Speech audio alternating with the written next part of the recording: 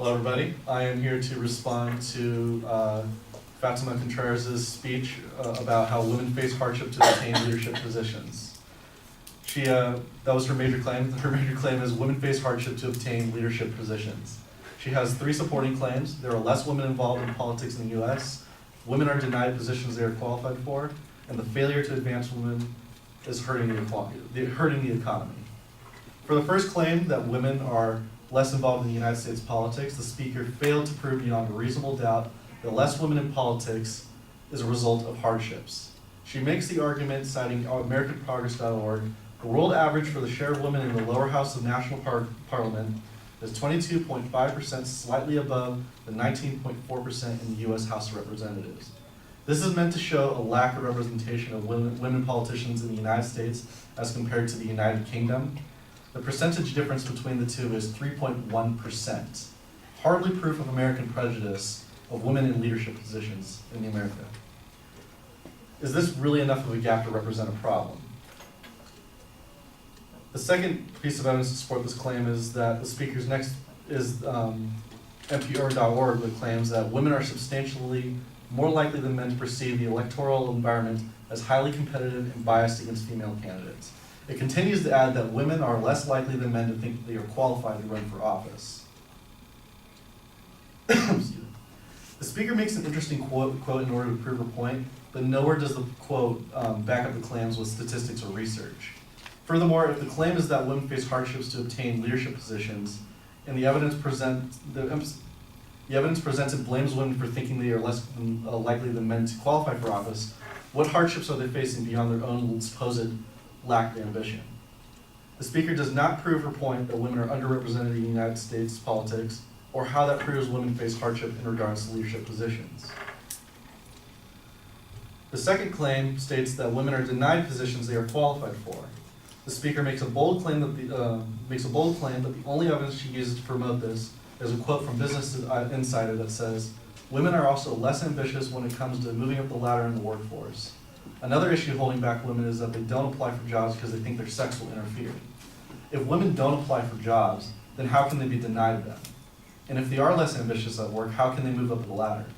There is no other evidence to clarify or support the claim that women are denied positions they're qualified for." The speaker's third claim is that failing to advance more women in the economy. The failing to advance more women is hurting the economy. The speaker again fails to provide sufficient evidence to support this claim, asserting that the issue is tied to a lack of provided maternity leave. She provides no evidence and no context of how this is related, and instead, there's no conclusion to be drawn from it. So in conclusion, the speaker claims that women face hardship to obtain leadership positions, arguing that there is less women involved in politics, women are denied positions they're qualified for, and the failure to advance women is hurting the economy. The speaker fails to provide enough evidence to support her claim. She does not provide ample evidence to prove the American prejudice for women in leadership roles. She cites sources that put the blame on women for not advancing themselves, and she mentions maternity leave with no context of how it relates to women in the economy. Thank you.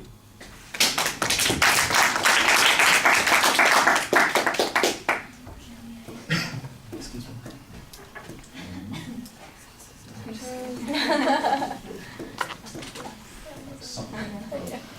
You busted like Marco Rubio and your water. Oh, I know, right?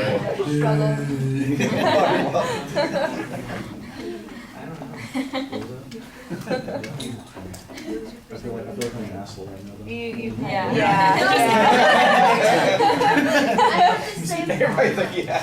I wouldn't ask anybody out in the class right now. He messed up his game. Ladies, I apologize.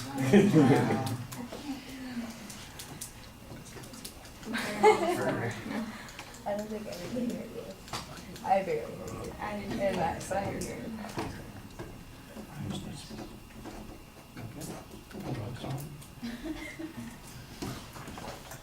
Seriously. Let's go get some names.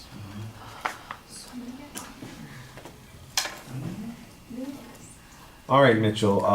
Organizationally, everything is fine. You explain your points pretty clearly.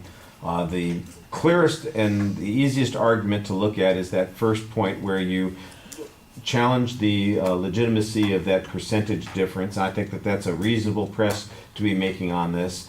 And the idea that that's a demonstration that there is some hardship is an assumption on the advocate's part, and I think that that's a good press on that particular point. So you've got a good analysis on that statistic.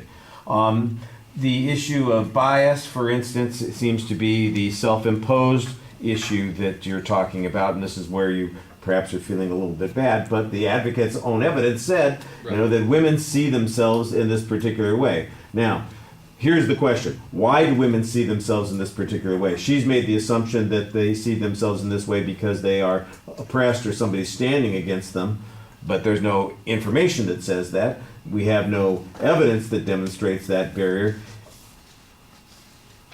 This would be a good place for some counterclaims on this particular point to demonstrate that in fact this has not the situation, that there are plenty of opportunities for advancement, that let's have some illustrations of the particular things that we're talking about. And I don't think you have to look too far to see at least one example where this is the case. And what I think you've got here, and for this is true for the second and third points as well, is you've got a good first run through on the speech doing an analysis, which I think you could do almost everything that you said here immediately after she spoke.